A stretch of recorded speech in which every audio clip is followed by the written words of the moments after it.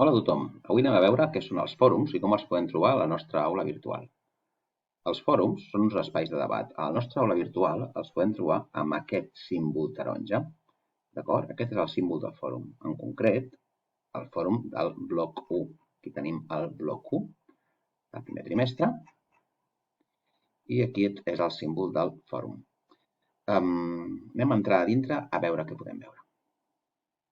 Aquí l'explicació d'activitat i aquí hi ha el fòrum. Fixeu-vos que nosaltres tenim un missatge que ja ha posat algú, aquí veiem els missatges que hi ha hagut, i aquí podem afegir un missatge nostre. Anem a afegir un tema de debat. Quan afegim un tema de debat, se'ns obre aquesta pantalla, d'acord?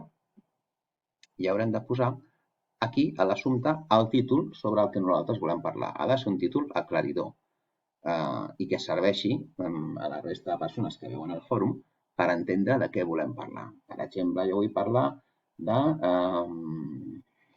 la compra d'entrades a internet. D'acord? Llavors, aquí posem l'assumpte. Sempre fem una salutació.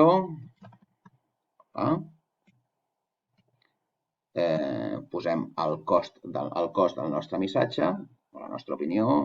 Jo penso que la compra d'entrades, etc. Seria molt útil perquè ens va molt bé, perquè puc triar, és molt còmode, etc.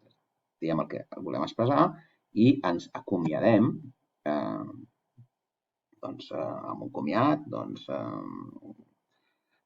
salutacions i signem Jordi. D'acord? Aquest seria el missatge típic. Envio el fòrum. I ara, fixeu-vos, ens apareix que tenim 30 minuts per editar-lo. Si voleu fer un canvi, ens seria editar-lo. D'acord? I què ens surt? Ens surt que aquí ja es va obrir un missatge, d'acord?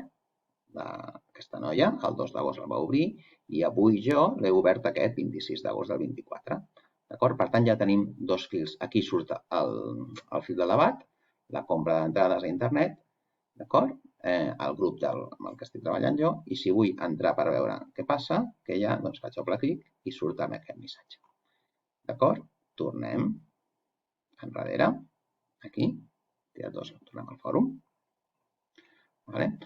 Ara, per exemple, imagineu-vos que estic en aquest fòrum i jo vull respondre a un fil que ha obert algú, com per exemple aquesta noia. Doncs obro aquí i el que faig és, aquí ens explica el seu missatge, que ens recomana uns llibres, etc. I aquí el que puc fer és respondre. Responc. Doncs dic, hola,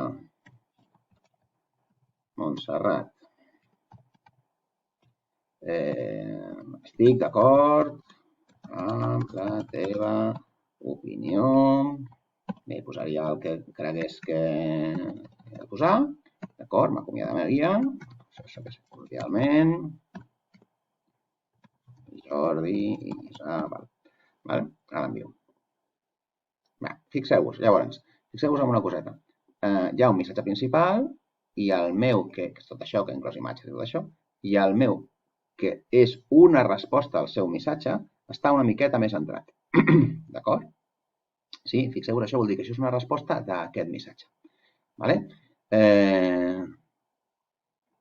Ara, una altra persona, el que podria seria respondre a la meva opinió o tornar a respondre a la seva.